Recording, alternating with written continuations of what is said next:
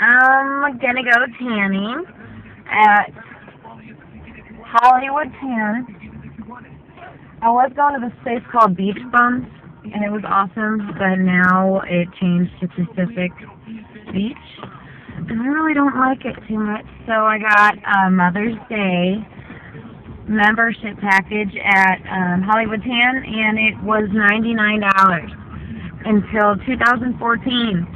So I know it's bad. I know it's bad for me, yes.